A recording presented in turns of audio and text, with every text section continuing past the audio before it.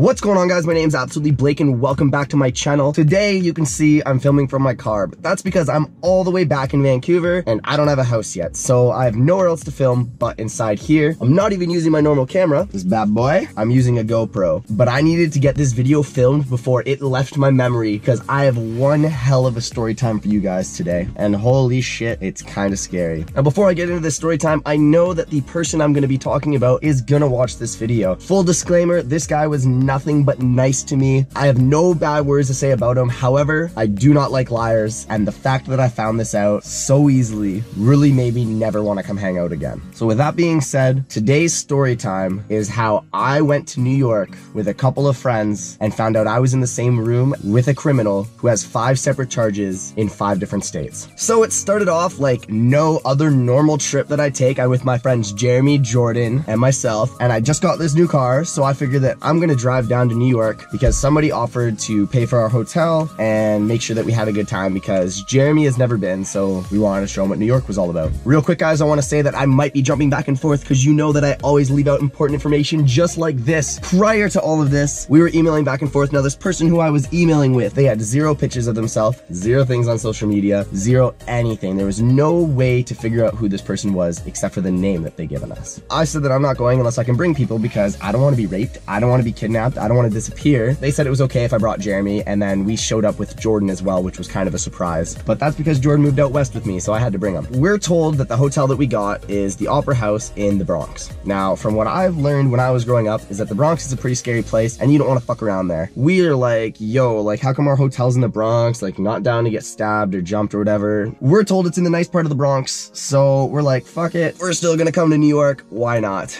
We drive all the way down, which, let me tell you, New York drivers are fucking nuts. Holy shit, I almost got hit a bunch of times, and everyone's got like these bumper guards on, probably because they're all getting into car accidents. I didn't have one though, so luckily I didn't get hit. But whatever, we get to the hotel, the outside's like let me paint this picture for you. We're the only white people.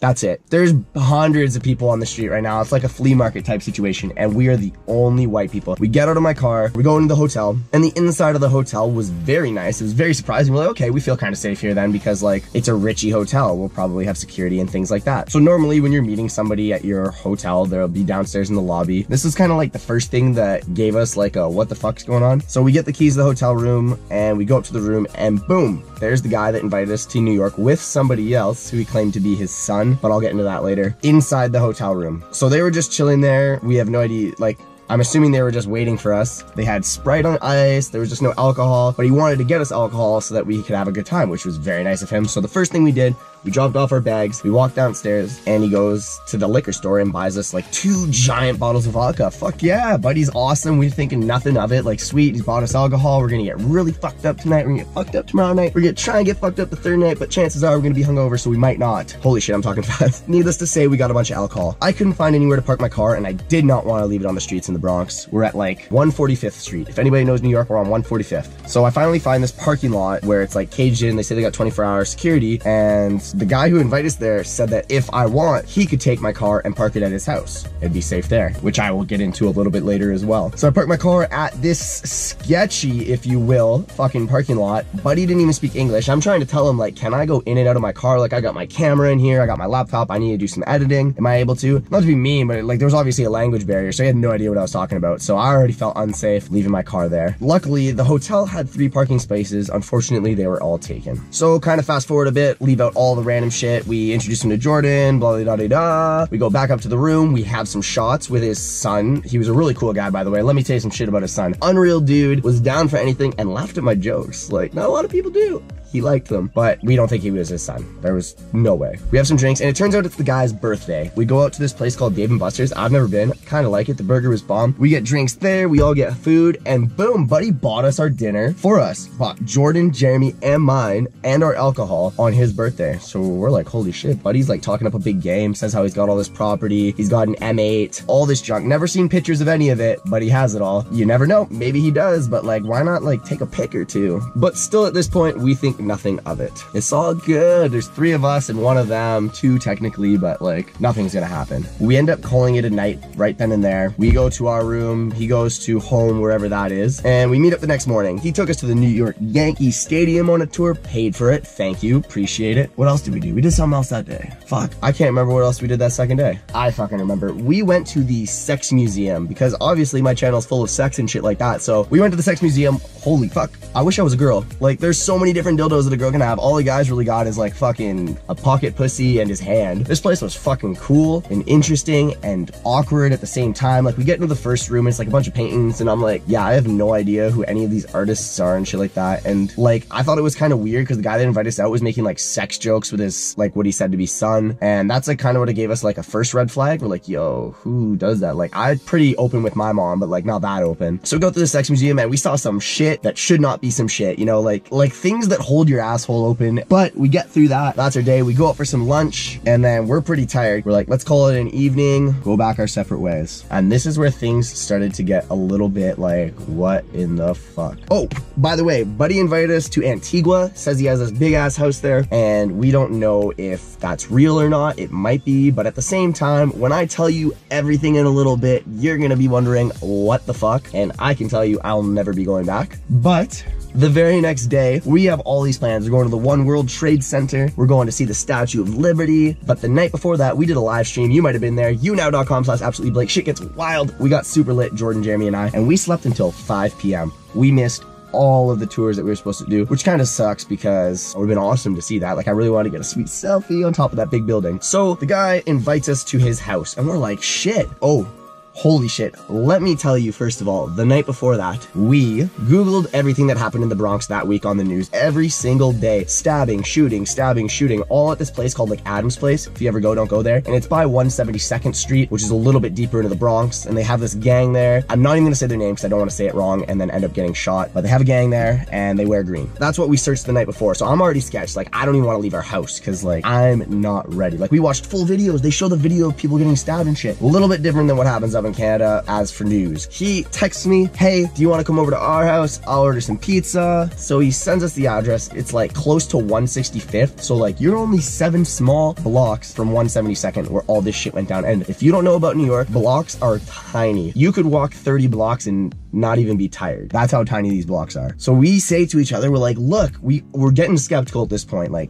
haven't seen his M8 yet, haven't seen his Antigua home, haven't seen any pictures of his actual home, wondering if this is his real son or not. We weren't even gonna go to his place, but we're like, you know what? This might create a story time going to his house. And what's up, guys? I am creating a story time because this is the one thing that will prove if what he's saying is true. Now, he said he lived in an apartment building. He said that he bought this apartment building recently and that he was living in it to try and weed out the sketchy tenants because he wants it to be a nice place. Now, it wasn't even in a nice area, and I did my research, and it turns out that this building was sold last in 2011 or somewhere around there, like a long time ago. It hasn't been sold in a long time, but he said he just bought it. But I guess the building never updated their website for the new owner.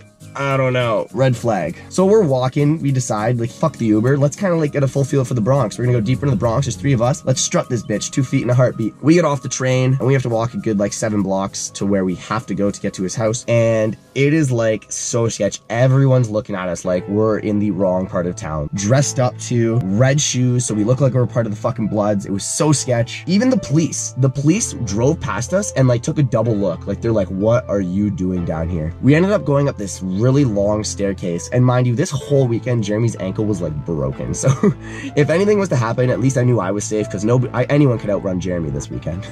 At the same time though, I'd have to go back to try and help, which would suck. We're going up these stairs and guess who we fucking pass? Buddy decked out in all green, straight from the gang. Our hearts were racing. We're like, oh god, oh god, oh god, oh god, oh god, we're about to pass these people. Holy fuck, holy shit, holy god, oh, we're in the wrong part of town. We walk by and like, we're trying to keep to ourselves, you know, text on our phone, you know what you do, like you pretend you're talking to somebody but you're really not. And Buddy goes, hey, how's it going? We're like, good, yourself? Like, it was actually really nice, and we were sketched out the whole time. So that goes to prove that you shouldn't judge a book by its cover, although you also shouldn't fuck with gang members. It was scary. We get up the stairs, we get to Buddy's house, and oh my god, it just looks like we're about to get shot.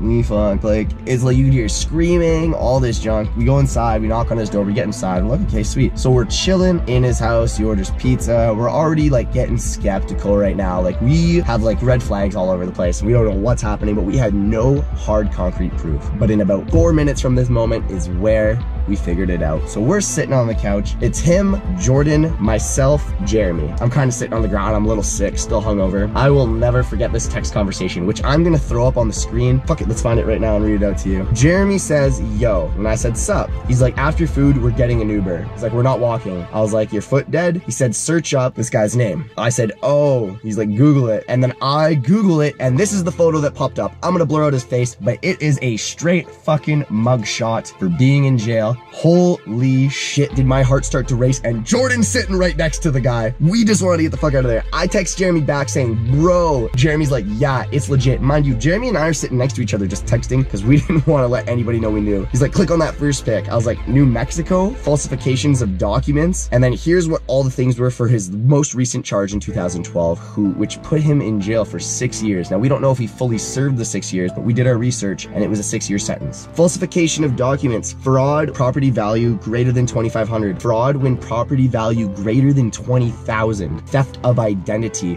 Now that's what really sketched me out, because he got me to sign some things saying that he had a friend that really watched my videos, which he might, but at the same time I started to get sketched out like, yo, what if he starts using my signature? Nothing would happen because I have a lot of debt, so if you want to take that over, by all means, but I'm not down to have my name on anything that I'm not a part of. We kind of play it cool. We find out that there's this huge con artist and that he's been charged 5 times. We have no idea what the other charges are. It could be anything, but let me tell you, these mugshots were creepy, like straight out of a movie. You should not be in this house. So we finally figured it out. Jordan still doesn't know what the fuck's going on, and eventually we're like, hey, we gotta go, like, nice hanging out, like, we'll see you tomorrow. We were supposed to go to the zoo the next day. That was our final day. We were supposed to go to the zoo from 10 a.m. till 6 p.m. We thought he was gonna steal my car because of this, but he wanted to play a joke on me. He told Jeremy, he's like, hey, you should give me the car keys, because Jeremy couldn't drive standard, and I'll move Blake's car, and when he wakes up, he'll be sketched out that his car got stolen, which now that I think about it, I'm almost positive it would have been stolen. Thank God Jeremy clued in and searched that name, because he was all up for it. He thought it was a great prank, but we had no idea at the time, so it's not his fault. But holy shit, we could have been stranded in New York, and it scares the fuck kind of car is that?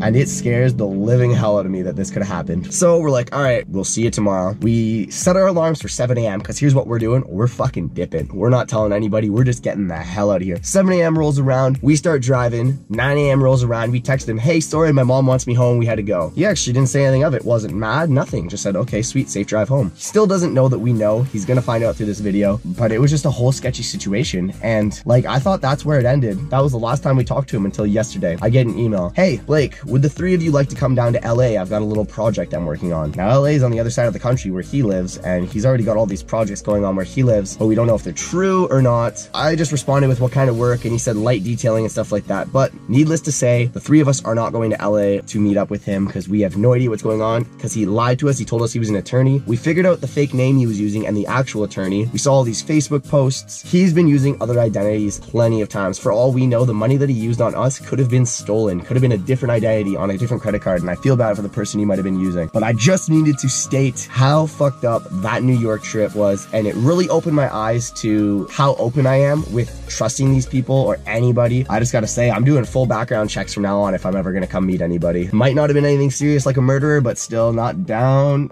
to have my car stolen. And yes, that is the story. I might have left out some things. If I did, I will be sure to share them eventually. If you enjoyed it, please give it a big thumbs up, leave me comments down below, and don't forget to subscribe for a new video every single Thursday.